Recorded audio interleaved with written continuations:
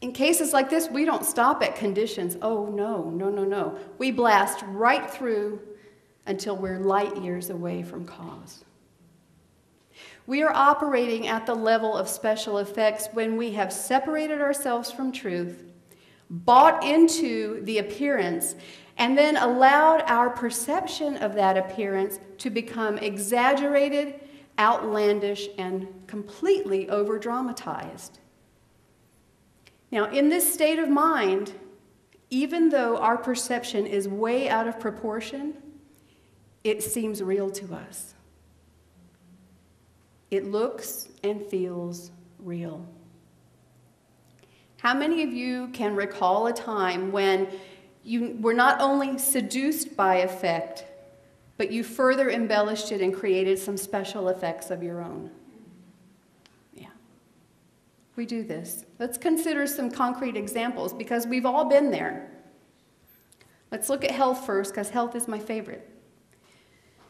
So we have the divine idea of health, and we may be observing the effect of cancer. So we could stop right there and immerse ourselves in truth. That's always an option, isn't it? Especially when we're in classes and we're here on Sundays and we're studying and we're active and we're surrounded by other metaphysicians. But that's not always a guarantee. Sometimes we still go into special effects, which looks like, oh my God, I'm going to die. I'm going to have chemotherapy and radiation, and I'll lose my hair, and I'm going to really feel horrible. And then I won't have any energy, and I won't be able to work, so I'll probably lose my job. And who will take care of my children? Oh, and my insurance only covers so much. How will I pay for the treatment? That's it. It's over. I can't do this. I'm going to fall apart, and I'm going to die. Okay? In vivid color, all of this. Because our imagination, how many of you think in images? When I get on those tangents, I can see this whole thing unfolding before me, and it's moving pretty quickly. What about prosperity? We have the divine idea of prosperity, and we may be observing an effect we might call, say, a reduction in salary. Oh my God, they've cut my pay, they hate me, I know they're trying to fire me, my boss is absolutely trying to get rid of me. This is a plot against me. And I won't be able to make the bills this month because of this cut in pay, so I know I'll be evicted or foreclosed on. Then I won't have a house. Where will my children live? This is it. It's all over. It's a horrible thing. We do this crazy kind of stuff. What about relationships? There's a divine idea in the mind of God called love. And let's say in our relationship we're observing an effect that we call divorce. Well, I knew I never should have been involved with that idiot. And now I've given my youth and the best years of my life, and here I am. I'll never find anybody else because, let's face it, I have let myself go a little, gained some weight. Nobody's going to want me. We all know there's a shortage of partners out there at this age, so I'm doomed to spend the rest of my life alone and lonely. Who's ever done this? Okay, please don't raise your hand. But in general, people do, don't we as people? So special effects represent our exaggeration of the minutiae, of the trivialities of effect. We look at a situation, we decide it's a problem, we believe that problem is real, and then we allow it to grow to vast proportions that include thousands of other little mini problems that seem to be related. One thing leads to another, and then we've got this huge mess. We become so caught up in the material aspects of the situation that we forget who we are. And we forget that we live in a universe that is absolutely perfect. And we can't escape this universe, but sometimes it feels like we've been thrown out of it somehow. Dr. Holmes talks about this phenomenon in terms of the Adam and Eve story. He says, the worship of material existence apart from God ousted Adam and Eve from the garden of perfection. The attempt to live in effects apart from true cause always does this. So living in effect takes us out of the kingdom. And when we do this, we move further and further away from cause, making God seem ever more distant. when all the while our solution lies in the simple act of turning back to truth and recognizing our proximity to God, our intimacy in God as God. No one has gone anywhere. It's all right there all the time. But see, effect is a false perception. Effect is a false perception, and special effects is our false perception of that false perception. We have to come back to truth. The only way to free ourselves from the bondage of materiality is by aligning ourselves with the divine, with cause. See, effect only exists at the level of the relative. It's never in the level of the absolute. And special effects exist in a realm beyond the relative, in a dimension that might as well be called La La Land, because we lose our perspective. We're completely out of touch with reality in that place. So the key is to live at the level of the absolute. How do we do that? We have to recognize that ultimately all effects come from God and exist in God. So we don't have to go very far to get to the truth. Wherever we are, even if we're in effect or special effects, we are still in the life of God. So we don't have to travel someplace or undergo some lengthy training or pay a lot of money. It's right there. It's a matter of turning within ourselves to the realization of cause as our source, our power, and our reality, the only reality there is. How many of you are Spinoza fans? 5. Great. 6.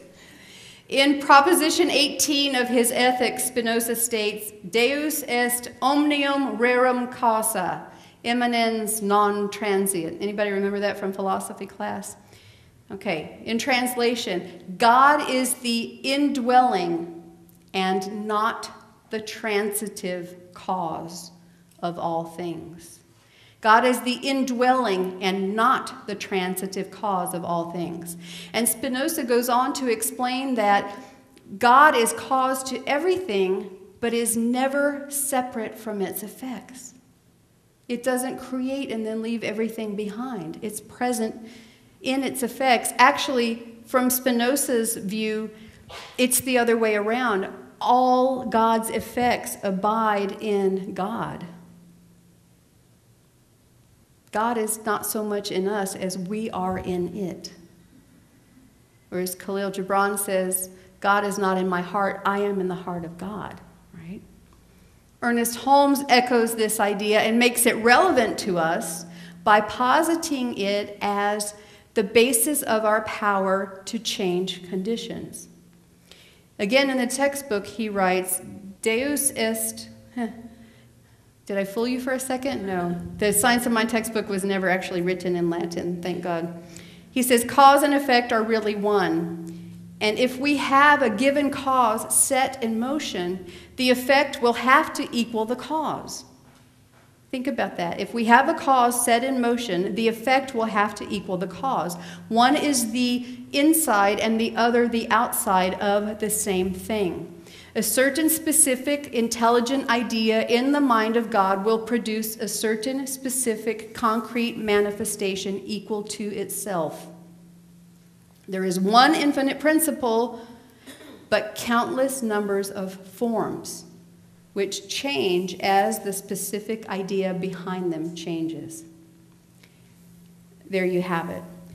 We must change the idea behind the form and allow truth to be our guide. So let's quickly look again at our concrete examples from earlier, only this time we'll do it from the level of cause. And let's see how wonderful and true that rings.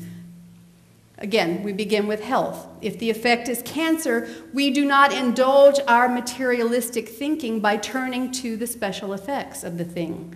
We go immediately to cause. There is a perfect idea in the mind of God known as health. born out of Spirit's nature to live, thrive, and continuously renew itself. I align myself with this truth and allow physical perfection to show forth now as my complete wellness, as my perfect, healthy body. And so it is. What about prosperity? Okay. If the effect is a reduction in salary, again, we do not allow our mortal mind to plunge us into special effects. We go to cause, don't we? There's a perfect idea in the mind of God known as prosperity, born out of the infinite abundance of this opulent universe. I align myself with this truth and allow the wealth that is mine by divine birthright to flow as unlimited money, opportunities, and resources in my life right here, right now, and always. Isn't that so much better than the terrible boss who's trying to fire you? Yeah. Than not having enough? Than being in fear? And finally, again, we have relationships. If the effect is divorce, we are not led by our carnal intellect into the insanity of special effects. And it can get pretty insane around relationship issues, can't it? So we turn to cause instead. There's a perfect idea in the mind of God known as love, born out of the original essence of the one Spirit, which is love. I align myself with this truth and allow all my relationships to unfold in peace, joy, and harmony, knowing I am complete, knowing I am loved, loving, and lovable. Isn't that so much better than lonely and undesirable and online trying to find a date? Yeah.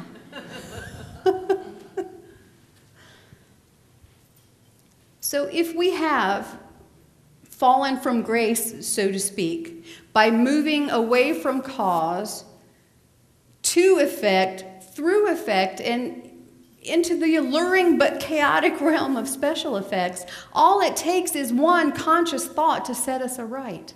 One conscious thought, declared as our word of truth, spoken to the eternal law of mind, which makes all things possible and all things so, is all we need to re-enter the kingdom. Because in reality, we were there all the time, weren't we? It's just the special effects had us believing we had actually gone somewhere. We never really moved from that spot in God. Because there's only one cause, and we cannot escape it. There's only one cause, and that cause is the only power. It's ours to use. It is absolutely ours to use, just as this teaching promises. But we have to use it on its terms. Yeah. And we must understand what sort of power it is. Effect always follows cause. Dr. Holmes emphasizes that God as cause is a free-flowing source that is forever assuming form and forever abandoning the form it has assumed. So it's here and then it's not. It's somewhere else as something else. And we shouldn't be disheartened by this because form is temporary. Form will always be temporary because the nature of life is change. As metaphysicians, we learn not to be attached to form. We learn not to be attached to effect because effect is always, always subject to change. So we put our faith in cause. And when we do this, all forms align. All forms align with us, with the truth of our being. Which is the truth, and it's absolutely wonderful, and so are you, and so it is. Namaste.